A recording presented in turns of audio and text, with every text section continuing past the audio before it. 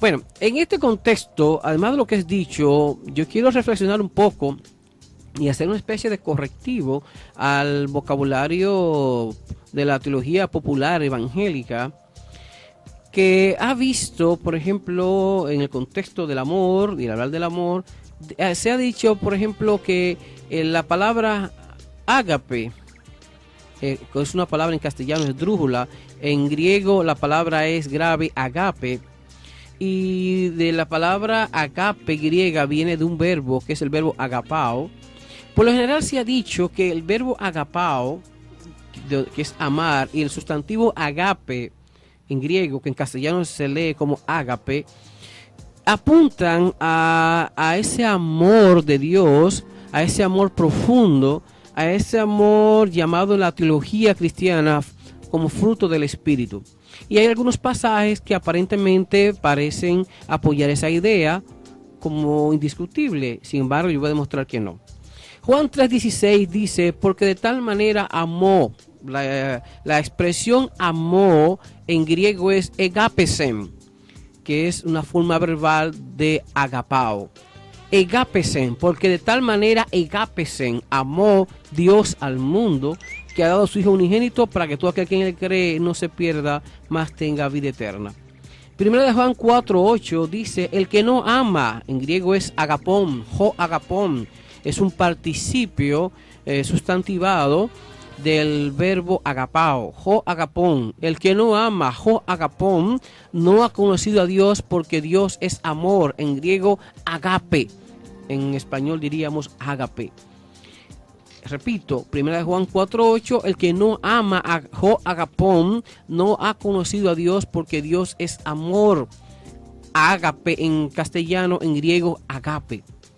Gálatas 5:22 dice, en la versión Reina Valera del 60, mas el fruto del Espíritu es amor, en griego agape, en castellano ágape. Mas el fruto del Espíritu es amor, agape, en griego agape, en castellano ágape, gozo, paz, paciencia, benignidad, bondad y fe. Fíjense, esos textos que he mencionado, 1 Juan 3:16, Juan 3:16, 1 Juan 4:8 y Gálatas 5:22, parecen confirmar la idea de que es indiscutible de que el verbo agapao y el sustantivo agape apuntan al amor de Dios, a un amor desinteresado, un amor tan genuino que se expresaría en el ser humano como fruto del Espíritu. Repito, en un contexto de la nomenclatura y terminología de la teología cristiana. Ahora bien, ¿qué resulta y viene a ser? Que los diccionarios y la fuente de consultas a veces no dicen toda la verdad. A veces porque precisamente quienes los hacen están parcializados, están comprometidos con ciertas ideas y no quieren decir toda la verdad. A veces también porque no saben, no conocen otras partes, no conocen otras luces.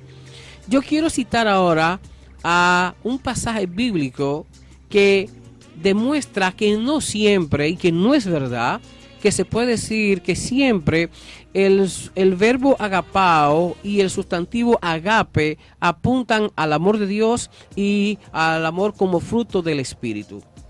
Ese pasaje es Juan 3:19. Oiga bien, Juan 3:19 dice, y esta es la condenación, que la luz vino al mundo y los hombres amaron, egapesan, más las tinieblas que la luz, porque sus obras eran malas.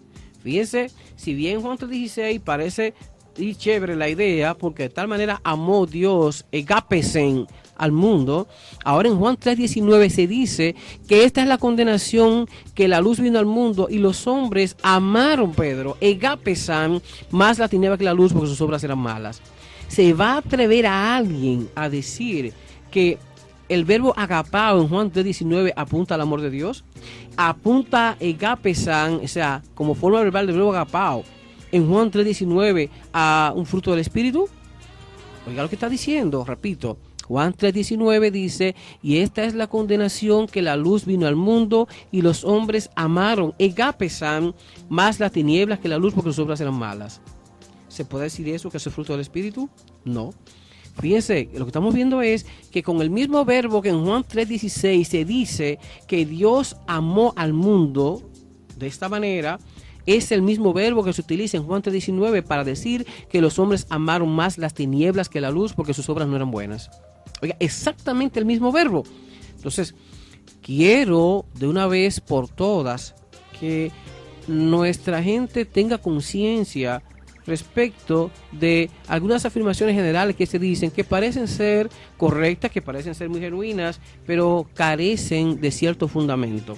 Entonces, si bien es cierto que 1 Juan 3:16, 1 Juan 4:8 y Gálatas 5:22 parecen confirmar que el verbo agapao y el sustantivo que se deriva de este verbo, agape, significan y apuntan al amor de Dios y al amor como fruto del Espíritu, lo cierto es que Juan 3:19 deja ver que eso no es verdad.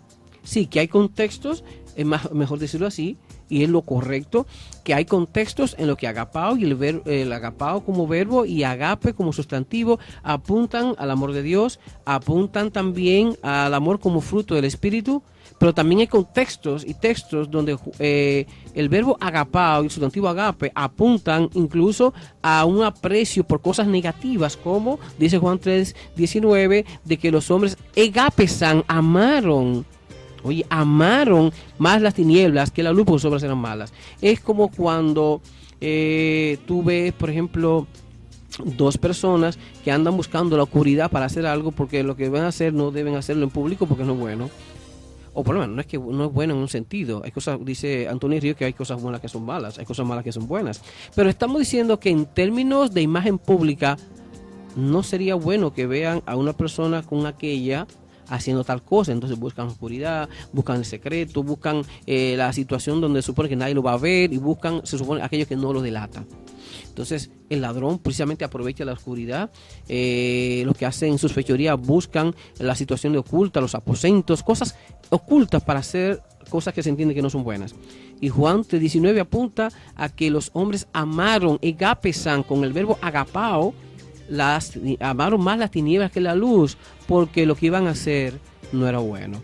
Creo que es una evidencia contundente que nos hace reflexionar sobre el verdadero uso bíblico del verbo agapao, el sustantivo agape en el Nuevo Testamento. Entonces hablemos más bien de contextos y no de una afirmación general que se le puede imponer a estas dos palabras, la primera verbo y el segundo como sustantivo, en el supuesto uso bíblico en el Nuevo Testamento. Este análisis también nos demuestra la importancia de conocer los idiomas bíblicos, los idiomas en que se escribió el Nuevo Testamento como el Antiguo Testamento. Y fíjese lo que estoy diciendo, si una persona conoce el griego y tiene el Nuevo Testamento griego, me dará toda la razón. Ojalá de las personas que me escuchan vayan de una vez y busquen su Nuevo Testamento griego, chequen los pasajes que he mencionado y óigame, si son honestos, me van a felicitar y me van a llamar a decirme, hermano, usted tiene razón.